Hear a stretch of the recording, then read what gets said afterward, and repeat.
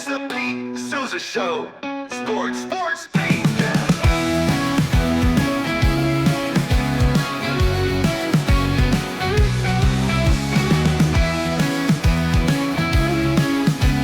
Oh, it is the Pete Sousa Show, presented by Slovaceks from the 21st floor of the Alico building here in Waco, Texas. So happy for you to join us. It's a football Friday, and we're kind of going crazy around here because we're knocking on the door.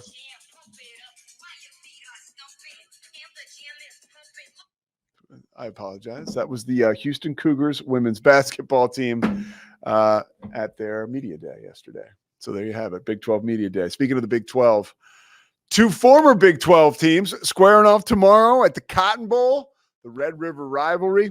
We talked to Chris Williams about that from News 9 in Oklahoma City. Chris, first of all, was a bone crusher as a football player, and he also knows a lot about the Oklahoma Sooners, has a front row seat to the action there and the team, and he gives us a real good vibe as to what is coming down the pike for the Sooners in Texas. Also, if you've never been to the Cotton Bowl for a Red River rivalry game, Chris does a wonderful job of kind of letting us in to what that's like. This is his second one coming up this year, and he gives us a real great illustration of what that's going to be like. After we talk to Chris, we're going to track down Corey Dickman and get some picks for him, all in bets here on the Pete Sousa Show. We're so happy you're with us. I want to get right to my conversation with Chris Williams. So we're going to take a real short break, and we're going to come back with Chris Williams talking about Oklahoma, Texas. Stay with us. It's the Pete Sousa Show. Sports, Pete.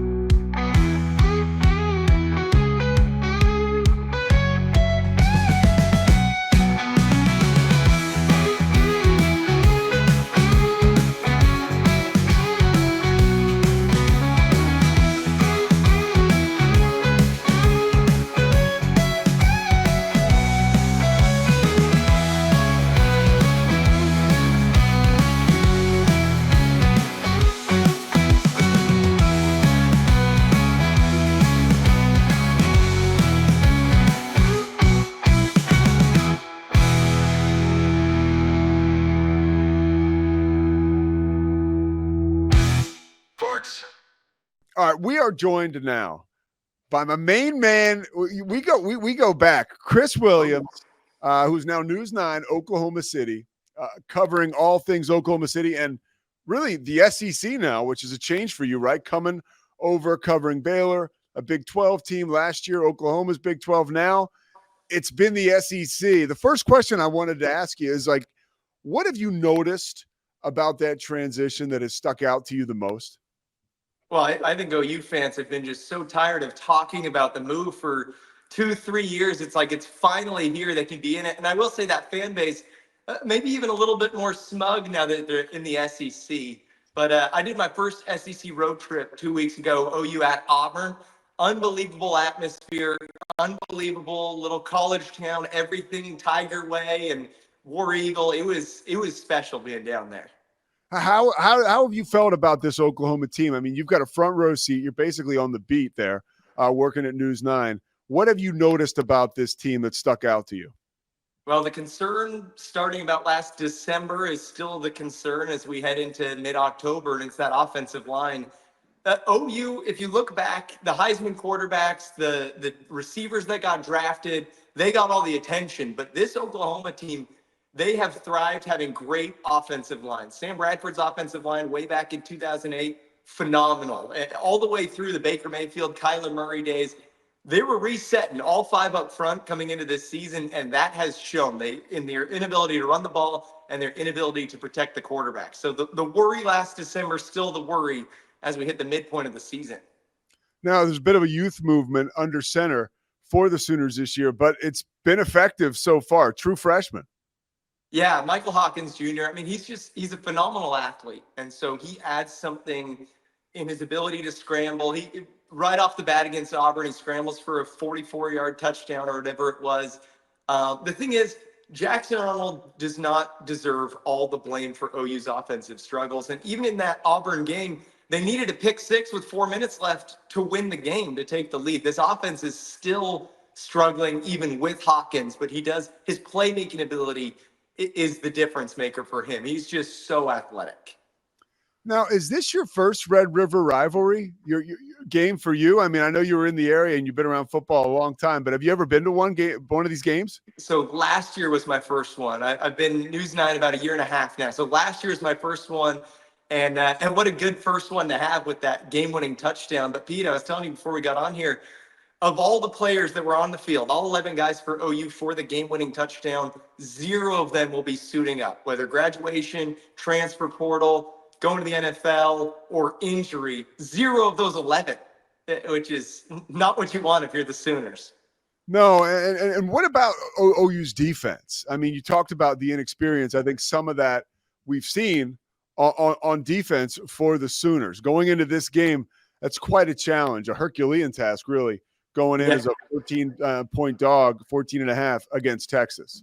Yeah, I think the defense is good enough to get within that range, even if they lose this game. This defense is the opposite of the offense. They have veteran experience. Danny Stutzman, Billy Bowman were both, second-round draft potential, and they decided to come back to Norman. That's the star linebacker and the star safety. And then they have a couple other linebackers in Kip Lewis and Kobe McKenzie who showed signs last year, and they have been phenomenal this year. The one weak spot that defense has shown is on the outsides. They've been susceptible to give up some deep shots. Auburn burned them on it a couple times. Tennessee burned them on it. Even Tulane burned them on it. And that's an area that Steve Sarkisian and Texas love to attack. So that's the big place to watch. The defensive front seven is so good. The safeties, Robert Spears Jennings, Billy Bowman, are so good. But on the outside, they're susceptible, and Texas loves to get vertical. So that's what I'm watching. Well, you've mentioned Billy Bowman twice. I love, and everybody loves, a good love story. So his girlfriend or his fiance is Jada Coleman, right? The softball elite performer, superstar. Yeah, all she's done is won 4 straight national championships and been an All-American for a few years. It's funny, there's actually a few. That Kobe McKenzie I mentioned earlier, he was dating a girl that was on the team that graduated. There's been a few of them, and after they won the championship, Alyssa Brito turned to me because she, at least at the time, was dating running back Gavin Sawchuk, and she said, "Yeah, I'm telling Gavin it's time for them to get in on the fun now." Seriously, we'll see what happens. Approaching this game against Texas, there's so much to this rivalry, right? I mean, outside of Oklahoma getting their doors blown off a couple years ago, it's usually really close. Oh, yeah. What is the vibe around this Oklahoma team as they go into this game against such a good top-ranked Texas team? Yeah, it feels outside of the locker room, just in being around Oklahoma City and Norman, it feels like they're big underdogs. It feels like everyone's saying, hey, there's still hope and there's still belief, but it's like, hey, we think they can pull it off like it's a major feat. But I'll tell you this, Pete, Brent Venables and that team, when you talk to them, they don't feel like they take a back seat to anybody. They are confident that they can take the field against any offense, any defense, and win that football game. And so last year, when Texas was favored, Oklahoma approached it the same way, and they showed up and they hit him in the mouth, and they, played really well that game. So in the locker room, they feel like if they show up and they play their game, they can beat anybody in the country. And that includes, of course, Texas. For people who have never been to a a game at the Cotton Bowl, especially Red River rivalry, Oklahoma, Texas, State Fair. And I have a lot of people who watch this and are in the Northeast, so they don't know. Describe it to someone who has no clue what it's like. It is unbelievable. You show up and you have to go into the State Fair to get there. And so last year I get there and probably an hour and a half before game time, maybe 2 hours. And then I have to wait while the bands are coming through the middle of the State Fair, fans lining up both sides, all burnt orange and crimson. I mean, there's like 500,000 in the State Fair and then 100,000 little under, but in the stadium. So then you get in there and there's one tunnel. It's an old stadium. They've been playing there since 1939, I believe. One tunnel, and it's about 20 feet wide. And on one side, you have a home team's locker room, other side, away team's locker room, small locker room. So they're all meandering in the tunnel about 20 feet from these guys that you just hate and you've been waiting 365 days to see again. And then they come down the tunnel one by one. So first team to come down is getting chirped at by the other team in the tunnel. And then so the way they split the stadium right at the 50-yard line. So the south side of the stadium, all Oklahoma fans, north side is all Texas fans, and the tunnel's in the south side. So when you're Oklahoma, you're coming out and it's cheers. When you're Texas, you come out and it is boos and people berating you, hanging over the side. And I actually saw a video this week from the Texas social media team where they followed the players out with a camera, and it's boo. All of a sudden you start hearing the Texas cheers at the 50. It is unbelievable how it just flips like that. It's got to be an amazing experience. The locker rooms, and again, being around the players, like, do you get the feeling they care at all about that they're going into a stadium that's kind of behind the times or a little older, or do they understand that this is a huge rivalry, that just comes with the territory? They love it. Now, if you're trying to make them do that every single game, I don't think they would like it. But that's part of the appeal. I mean, Sarkisian was even talking about, he loves that part of the rivalry because it just plays into what this game is. And like the SEC the rest of the SEC is about to be introduced to it. And I don't think they fully understand how special it truly is at the Cotton Bowl. All right, quickly before I let you get out of here, because I know you got a busy day. You'll go tomorrow. You'll be down at some of the walkthroughs, and then you got the game on Saturday. Mm-hmm. Talk to me a little bit, or I'm curious, I'll ask you about the Big 12.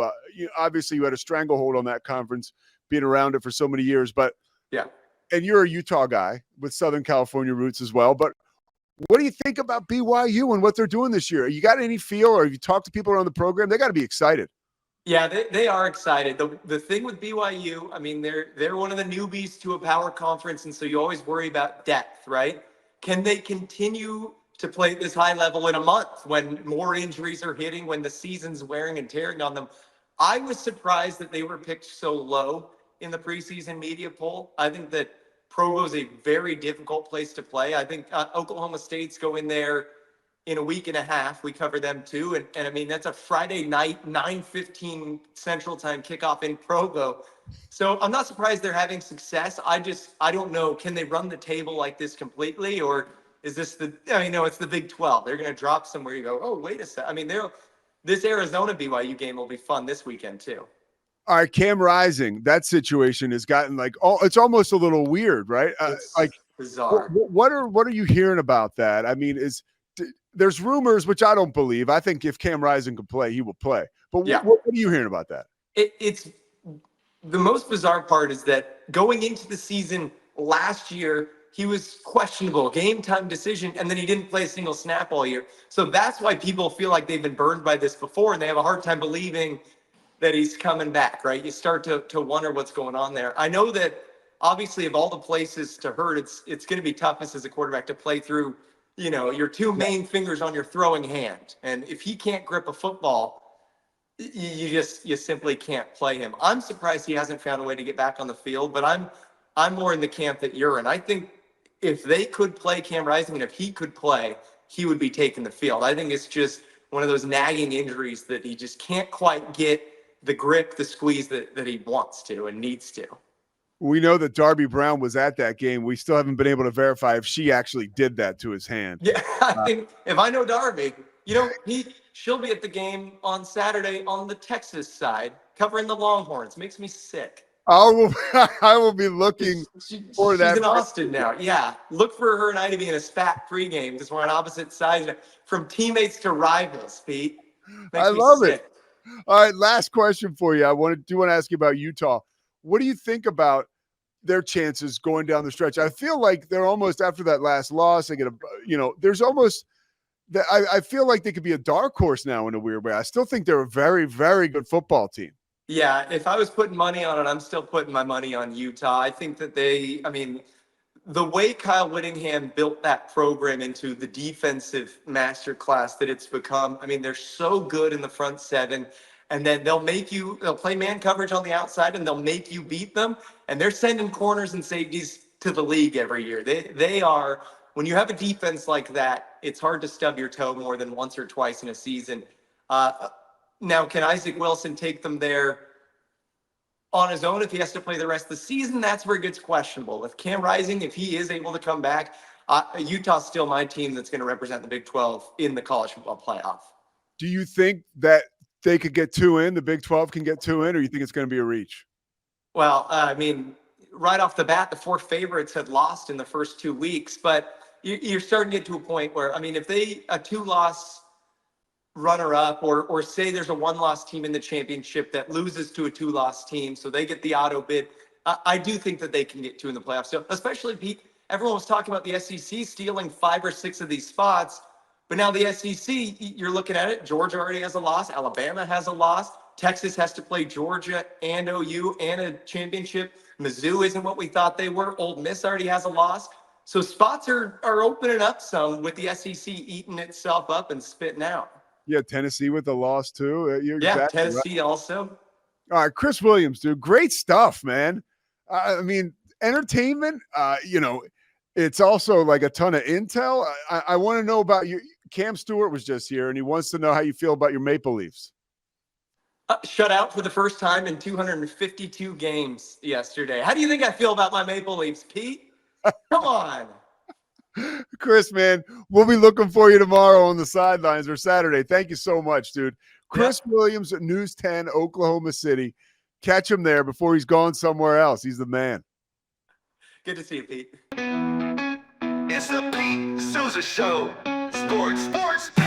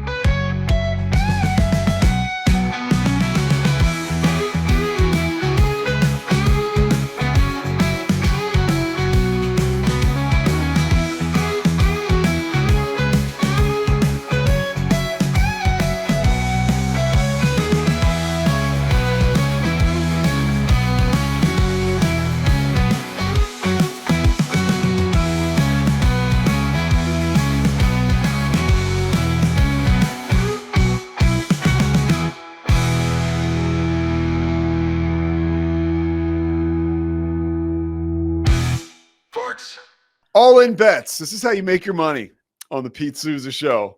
We pay you through Corey Dickman, and it is your turn to gloat. You were in Steamboat Springs last weekend doing the picks remote. Yep. You put the steam in Steamboat Springs, buddy. Put the steam in steamboats, the trees, the weather, the birds. You saw it. If you missed it, go to last week's episode. But on a streak right now, Pete, 6 in a row So we've gotten 2 weeks perfect in college football. 3-0 last week, 3-0, no, 3-0 2 weeks ago. So we're cooking, Pete. We are what the kids call on fire, maybe. The old Johnny sign. Corey's got the Riz. We're cooking. We're cooking. NFL, we did very well as well, but we'll get to that here in a second.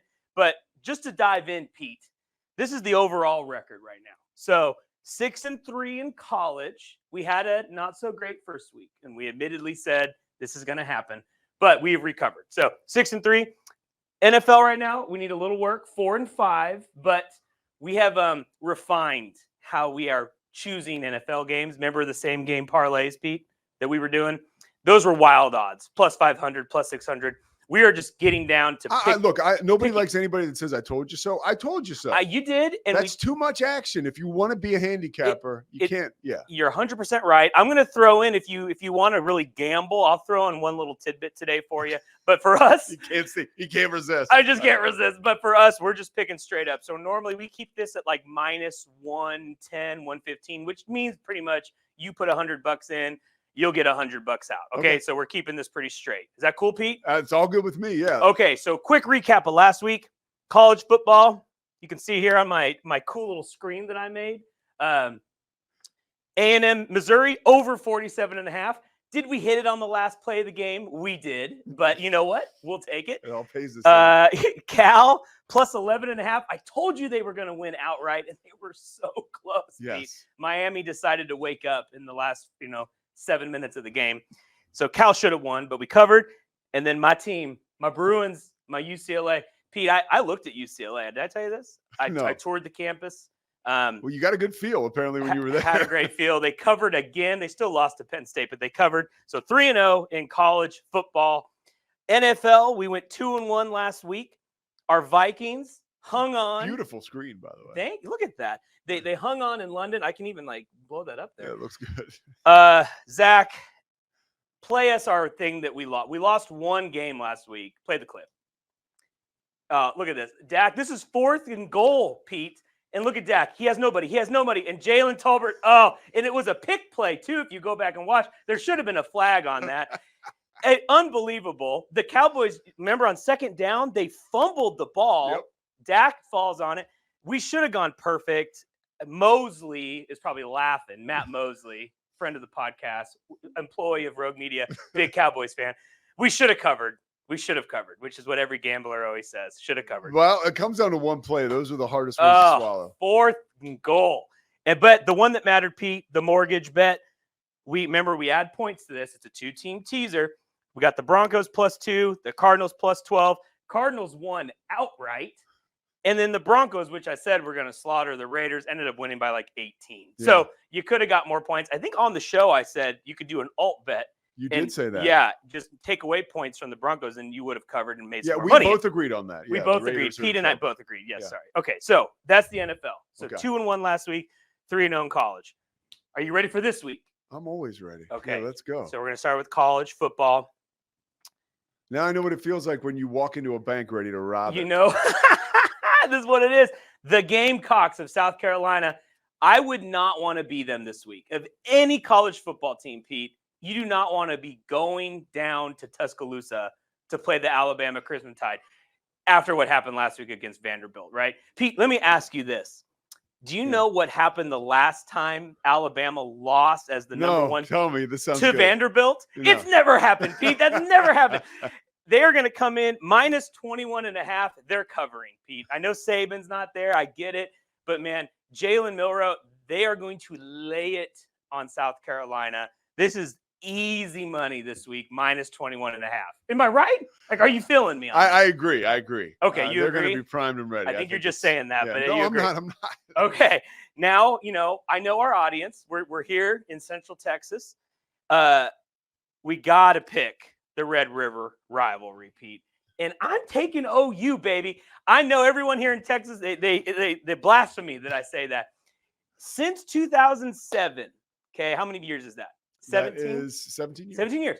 How many times do you think Oklahoma has lost by more than 14.5 points to UT? How many times, Pete? You guess. Twice. Dang, you're too good. Twice. Okay. Two years ago was the slaughter, right? Okay, 49-0. And then another time they lost, it was like 20-something points. Every other game, they either won outright or they covered, by less than 7 points. So 14.5, you're going to give me 2 scores in a rivalry game. I know UT, number 1 in the country. I get it. OU is going to hang with UT. I'm not going to say they're going to win, but they're going to cover 14.5, right? Look, I like it. I don't like what you're saying. I think I you got think Brian UT. Bosworth over here behind me off camera. It's true. You I got the like Boz. The Boz is at the game, I think. Yeah, He's gonna he'll be there. Yeah. He'll be there. All right.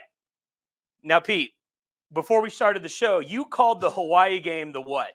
Well, it just reeks of degenerate gambler. Oh, it's degenerates, right? You're sitting there in the old days in Vegas. You're in the Caesars sports book. I may have been there a time or two. Sounds personal. And Corey. you gotta catch up. You got one game left on the slate. It's the Hawaii game. This kicks off at 10 p.m. Central Texas time. Boise State at Hawaii. Over 61.5, Pete. Do you know how many points Boise State scores every game right now? Do you know what their average is? Tell me. 105. They put up so many. It's not that many.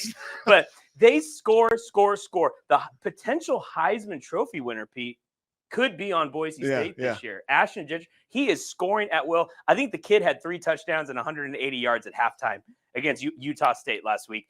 Combined, they scored 92.5 points last week, Boise State against Utah State. They might hit this at halftime here against Hawaii.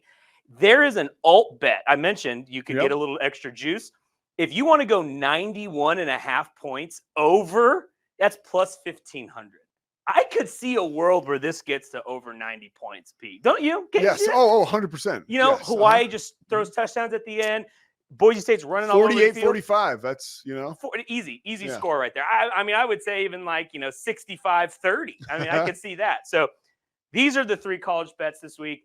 Get your money in, get your money out. You're going to be happy. We're going to keep the streak going.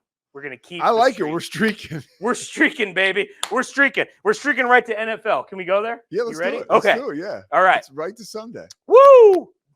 Battle of Chesapeake Bay. Is that where this is? Yeah, no, totally. Is that right? Okay. Yes. The Redskins, probably what? For sure the most surprising NFL team. And one of the most exciting. Right and now. most exciting. Yeah. My boy on my fantasy team, Jaden Daniels, he is killing it right now in the air, on the ground. He is not Lamar Jackson. He said this week, do not compare me to Lamar Jackson. And you know what? The kid is right, Pete. He is not Lamar Jackson. But they are going to hang. 6.5 is a scary spread, right? Because it could be tied. Lamar could score a touchdown at the end, and then they win by 7. So that scares me a tad. But plus 6.5 is too many points. Washington, I do believe, is a team that's for real, and they can score against a Baltimore defense that's not very good. This is going to tell you a lot about Washington and about Jaden Daniels. A ton, Pete. Yeah. But this is that, like what we said about Kyler Murray last week. They can get a cheapy touchdown at the end too. Washington can. In one way, if the game was getting out of hand, Washington can get a cheapy score and still cover the spread here. So 6.5 points. The C words, as some people like to call it, the Commandas. All right. Arizona at Green Bay. Green Bay is scoring points. Yeah. They got weapons all over the place. And you know what? Kyler Murray does too. Over 47.5. That's a great number, Pete. It is a great number for this game. Oh, 47.5. You can get 47.5 against 2 teams that are just going to score the ball. That is what you want right here. This is an easy bet. 48 points is going to happen in this game. Green Bay, they can score 30 blinking an eye. And Arizona, again, can still put up points even if the game's out of reach. So I love. Yeah. No, in Arizona, you never know what they're going to do offensively. You never know. You have no idea. As far as how big they're going to be. And last week, San Francisco put up 24 points so quickly on Arizona and then never scored again. It was 23 points. And then Arizona just keeps on coming. And there was even some red zone turnovers in that game too last week. So 47.5 feels too low. So we're taking the over. Okay. All right. Pete, have you paid your rent this week? Your mortgage? Yeah, I mean, it's the 10th. Yeah, I have. You have. You've done a good job. Look at my cool little dollar signs here on my Make the Mortgage. Overall, on the mortgage bet, we're 2-1. So if you did miss your mortgage one, you're going to be like Carrot Top next week. You're going to be pulling stuff out of the bag. It's going to be coming. Pop, pop, pop. Yeah. Okay, so Make the Mortgage, just a quick reminder for our folks that haven't watched before. 2-team teaser. We add 4.5 points to make it a little more advantageous to get the odds to plus 100. Okay, because the mortgage, we're not messing around. Okay? No, we are not messing around. We're not. You got to have a place to live. Yeah. So the first part of the teaser, Bills at Jets, Monday Night Football. Saleh, he's gone, dude. Right, Pete? Yeah. The Jets moving on from their head coach. At home At against a home vulnerable Bills team right now. Yeah, we're getting +7 here because we're adding 4.5 points to Yeah. it. Give me Jets at home wanting to prove something. 100%. Right? Yeah, they just announced they changed the play caller. No more Nathaniel Hackett screwing things up. Apparently, he's the best guy in the world, not the best play caller. There you go. Right. Yeah. Good buddy. Shouldn't be calling plays for you. Let Rodgers do his thing. I said last week the Vikings were going to get after Rodgers. They did in London. The Bills, some injuries on the defensive side. And the Bills can still win this game, right? But we get a 7-point cushion, so we'll take it. The Jets give us +7. And then the other part of the two-team teaser, the Raiders. Pete, who did you have on your pod a long time ago? Amy Trask. Amy Trask. Awesome. Just an awesome episode. Go back and listen to it. Lots of Raiders history. Cool stuff. Yeah. Al Davis. Steelers at Raiders. This just reeks of just like down and dirty kind of football. Under 41 points. There is no way this game gets out of control. Russell Wilson, he's practicing. He's back. I don't think will be playing in this game. So, they'll give it to Fields. We saw what he did against the Cowboys last week. Wasn't great. The Raiders, they don't know what the heck they're doing, Pete. This does not get close to 41 points. I'm going to throw a score out there and say Steelers win 17-7. Yeah, sounds like 1974. I love it. That's the game right Rekindle here. The rivalry. Both are going to hit. You pay your mortgage. We roll on, and you're happy, and you're coming back next week for more information. So that's where we're at. Last week, you were what? Last week, 3-0 in college, 2-1 in the NFL. That's exceptional, dude. That's exceptional. If we can stay above that 66% win rate, right? If we can go 2-1 every week, baby, I'm moving to Vegas. You're never going to see me again. Like, I'm gone. So, take it in. This is freebie, baby. You watch Pete's show, you get the goods right here. We just got him. Corey Dickman, All In Bets, Rogue Media Network. We'll see you next Friday. It's the Pete Sousa Show. Sports, Pete.